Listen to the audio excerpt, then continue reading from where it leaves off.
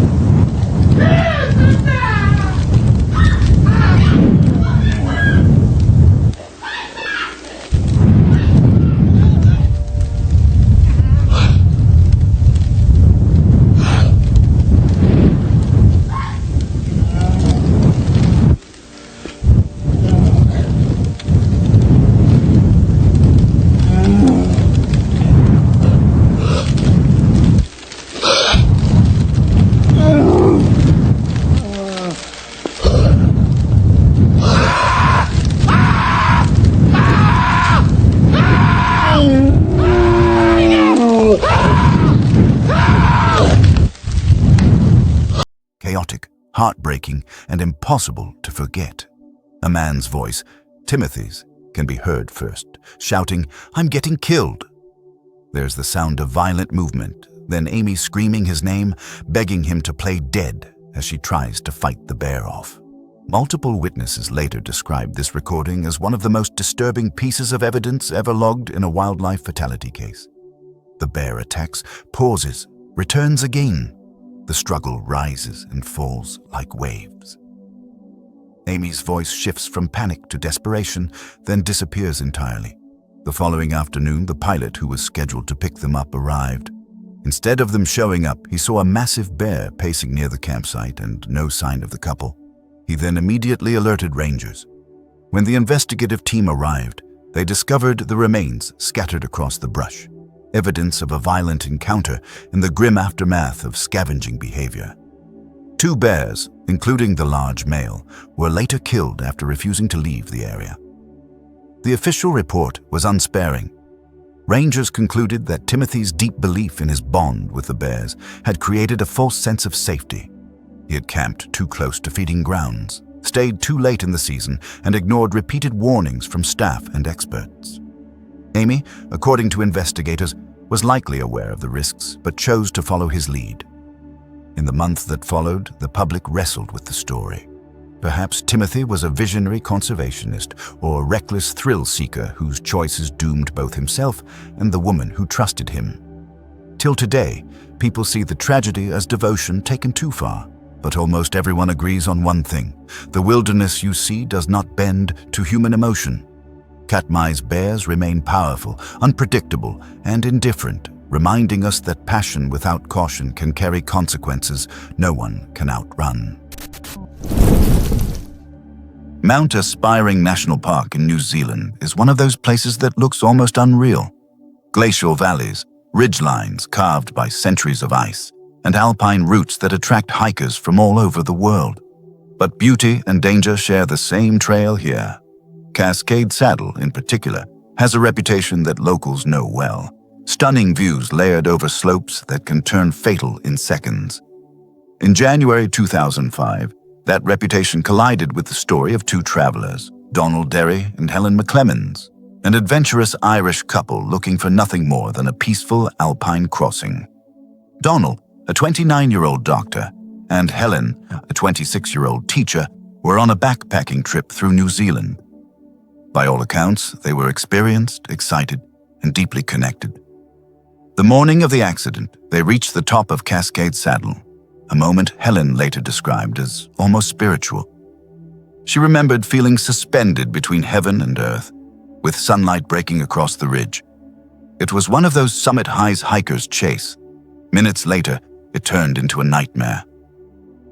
On the descent, Helen slipped on a patch of soft snow, an ordinary misstep in the wrong place. What she didn't realize was how close she was to a near-vertical cliff face.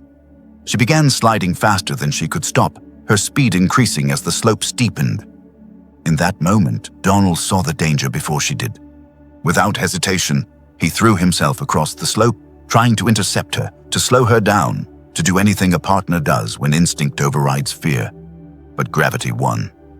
They both lost their footing, tumbling more than 240 meters into a ravine below.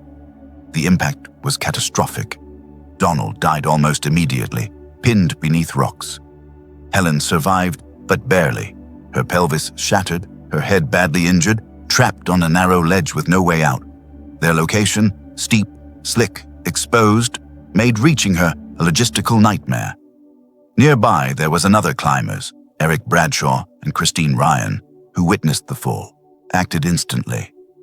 Eric abseiled down the near-vertical cliff to reach Donald, performing CPR for hours under melting avalanche debris, an act rescuers later described as heroic but physically brutal.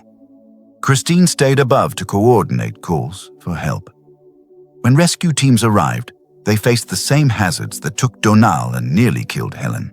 Unstable snow, rockfall, and slopes where, if you slip, the chance of stopping is remote. Even the helicopter rescue wasn't possible at first due to dangerous gusts, forcing responders to haul Helen upward manually, inch by inch, across exposed faces. It took hours. She survived, but the emotional and physical scars was unbearable for her. Authorities later emphasized that Cascade Saddle is often misunderstood. It doesn't look like a technically advanced route. It doesn't warn you the way a jagged peak does. But one patch of snow, one moment of distraction, can send hikers into terrain designed to punish mistakes. The accident reignited calls for improved signage and stronger risk messaging. In one interview with Helen, she spoke openly about survivors' guilt. "Donald came a cropper because I slipped," she said. "I should be dead, but I'm not." Her honesty resonated deeply with outdoor enthusiasts and to anyone who has lived through a split-second tragedy. This kind of tragedy is what we don't notice until it's too late. It was supposed to be a celebration, not a cautionary tale. On July 28, 2017, Brian White proposed to Rebecca Raymond on the ramp at Big Bear City Airport. Behind them sat a rented Cessna 172, tail number 5381J, the same aircraft Brian had been using to ease himself back into fixed-wing flying? Rebecca said yes. Photos from that day show a couple planning a future together. The next afternoon, they boarded that same plane to fly home. They never made it. But to understand what happened, you have to understand why they rented that aircraft in the first place. Brian was no novice aviator. He was a U.S. Army commercial pilot with more than 1,500 hours. He flew Black Hawks out of Fort Irwin. He held instrument and multi-engine ratings. He knew aviation. What he didn't have was recent fixed-wing experience. He hadn't touched a Cessna 172 in more than 10 years. So earlier that summer, Brian began preparing. He completed a 1-hour checkout flight with an instructor at Apple Valley Airport. In the weeks that followed, he rented the Cessna for several cross-country flights, including an 8-hour trip to Palo Alto and back. A week before the accident, he flew to Big Bear and back successfully. Those flights, cooler temperatures, lighter weight, lower density altitude, gave him confidence that the aircraft could handle the route. The Big Bear trip with Rebecca was meant to mark their anniversary. The proposal was the emotional climax. The flight home was supposed to be the easy part. But Big Bear City Airport sits at 6,752 feet elevation, surrounded by terrain. On July 29th, temperatures near 80 degrees Fahrenheit pushed the density altitude past 9,000 feet, a figure that quietly affects every element of flight performance.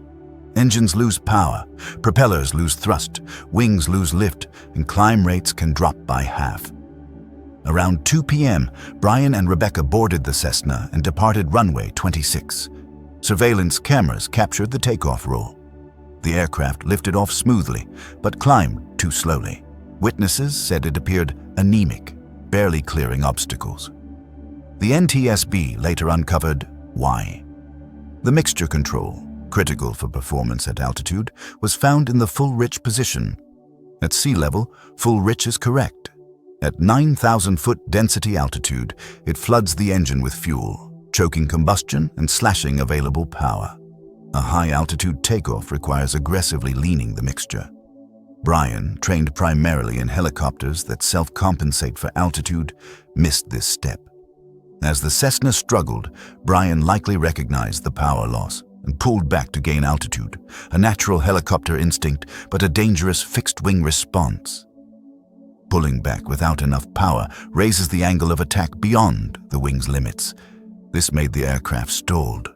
Witnesses saw the airplane hanging by the prop, rocking side to side, nose high, airspeed collapsing. Seconds later, it disappeared behind trees and impacted rising terrain less than 2 miles from the runway. Both occupants died on impact immediately. The NTSB found no mechanical failures, only a perfect storm of human factors. Improper mixture for density altitude, degraded climb performance, excessive pitch input, a stall from which recovery was impossible. Their story now circulates widely in aviation circles. Not because Brian lacked experience, but because even experienced pilots can underestimate density altitude, transitional skill gaps, and the unforgiving math of mountain flying. It was December 18, 2016 in Superior, Wisconsin, one of the coldest corners of the Midwest, where winter doesn't feel like weather but a force. That night, temperatures plunged to nearly minus 20 degrees, with wind chills cutting even deeper. For most people, it's a time to stay indoors, check the furnace, and avoid mistakes. But for 82-year-old Richard Ellison and 78-year-old Shirley Johnson, a simple lockout spiraled into a fatal crisis only steps from their home. The couple had spent the afternoon running errands and visiting a local tavern. Nothing suggested trouble. They drove home in their Ford Explorer, parked in the detached garage, and walked toward their front deck. Somewhere, the keys disappeared. Maybe dropped, maybe left inside. Investigators never found them. What followed left even experienced officers struggling for answers. Police later explained that the couple appeared to panic almost immediately. Instead of walking to a neighbor's house just half a block away to seek help, they chose to stay outside. Instead of getting back into their vehicle, where the heater could have kept them alive, they moved farther from shelter. And despite having a working cell phone in Richard's pocket, not a single call was made. No attempt to contact 911. No call to a neighbor. Nothing. At some point, they tried breaking a window using a lightweight plastic shovel. It shattered nothing. They also overlooked an unlocked side door just a few yards from where they collapsed. Officers would later find scattered belongings across the deck, evidence that they rummaged desperately, likely searching for keys as the cold intensified.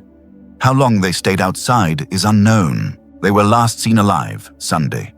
Their bodies were discovered Wednesday morning by a utility worker performing a routine check.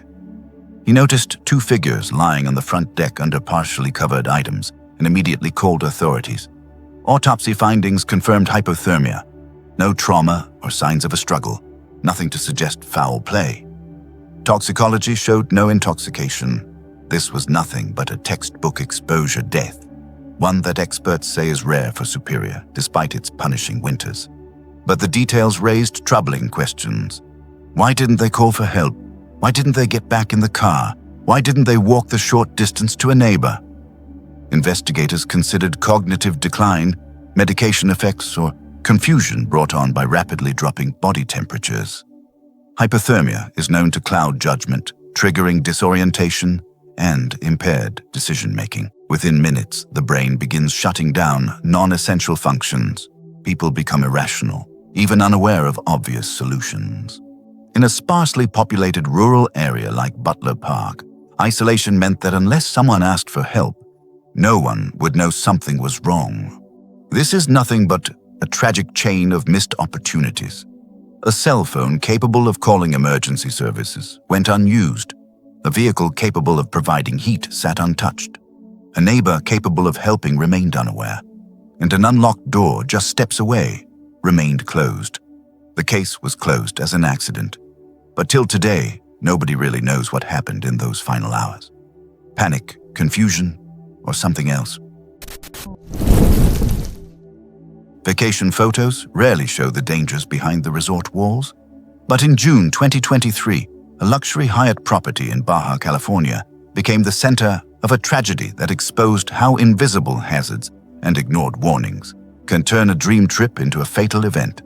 Abby Lutz, 28, and John Heathcote, 41, had flown from California to Rancho Pescadero, a high-end Hyatt Unbound Collection resort near El Pescadero. It was supposed to be a simple escape. Beach dinners, poolside afternoons, and time together away from work.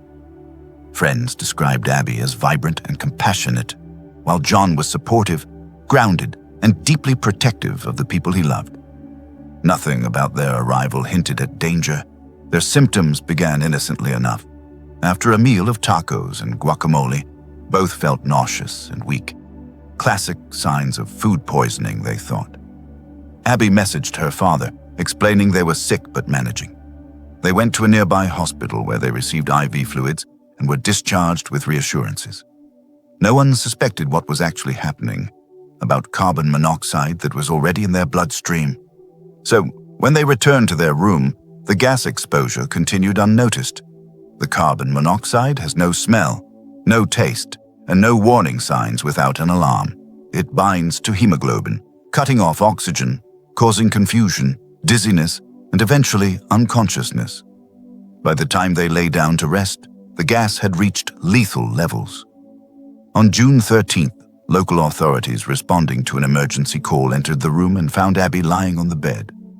John was discovered near the running shower, likely trying to cool down or relieve symptoms he didn't understand.